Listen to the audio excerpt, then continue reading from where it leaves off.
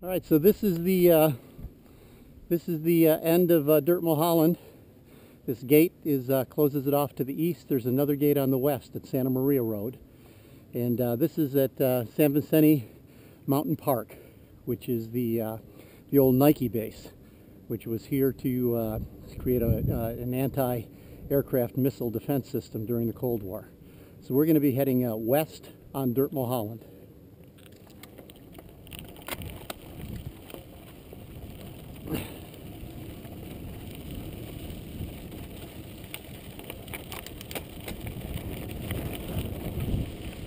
When you're riding, you follow the IMBA rules of the trail to ride on open trails only trails that are legally open to bikes.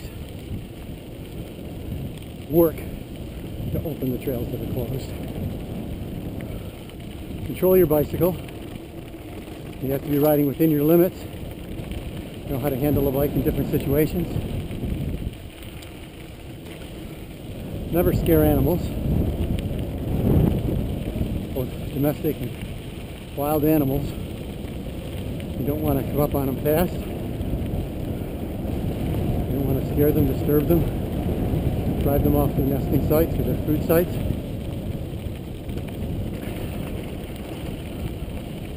Always yield to trail. So when approaching or overtaking other trail users, bikes yield to hikers, bikes yield to equestrians. Hikers also yield to equestrians. Their yield doesn't mean stop and get off the bike.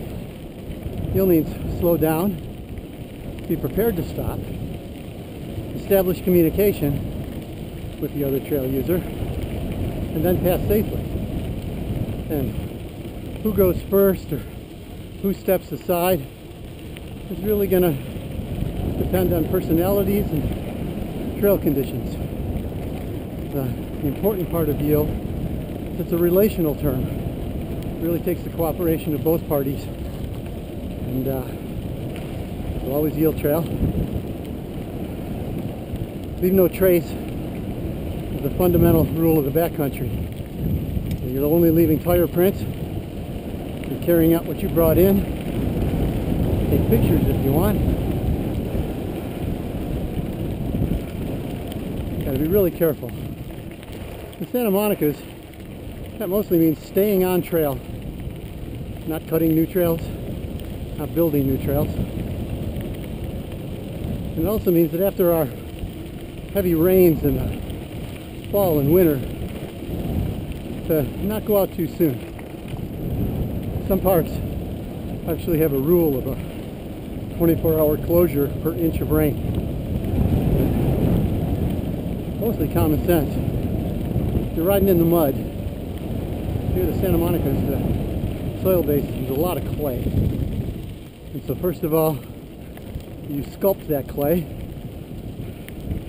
and then the rain stops, and the heat comes, and the heat bakes that clay, and you're leaving kind of marks of your passing that'll last for months, sometimes years.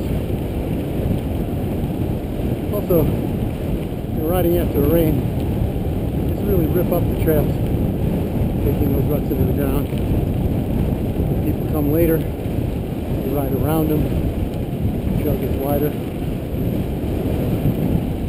It's not a good thing. So leave no trace. Plan ahead.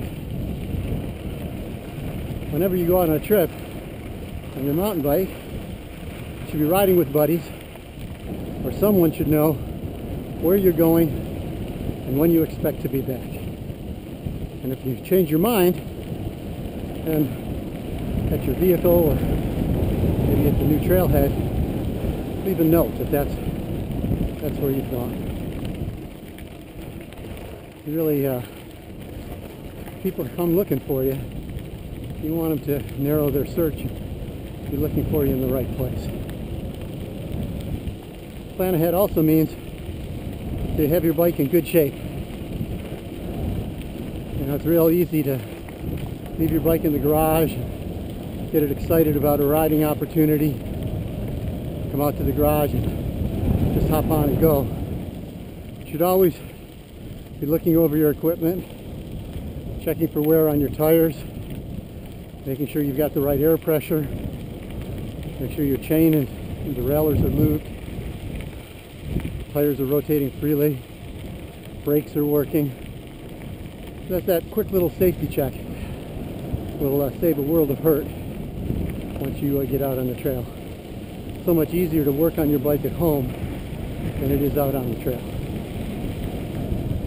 And plan ahead also means having the right equipment with you. Obviously lots of water, sunscreen. Some people, I carry toilet paper, patch kit,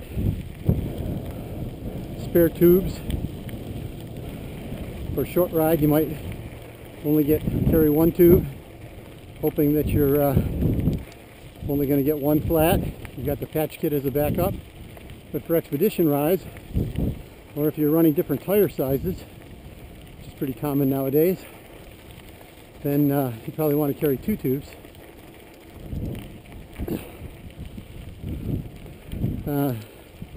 Set of Allen wrenches for whatever bolts you have on the bike. Tighten the handlebar, change the seat post height, make sure your brake levers are secure. And then some kind of fuel. Cliff bars, or Mojo bars, Luna bars, Cliff Shot, which is a soft gel-like substance. All of those things are kind of prepackaged fuel. But some people they make their own trail mix. So they buy ready-made trail mix. You don't want to bonk, which is where you really lose your ability to produce energy. While you're riding along, you want to drink plenty of water as you go. That's why most mountain bikers have hydration packs, which makes it easy to take a sip.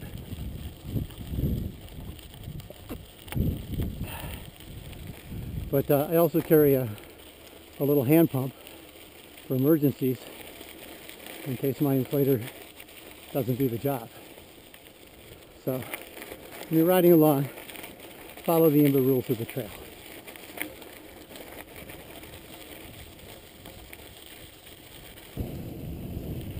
Alright, and then this is Dirt Reseda. We're going to turn left.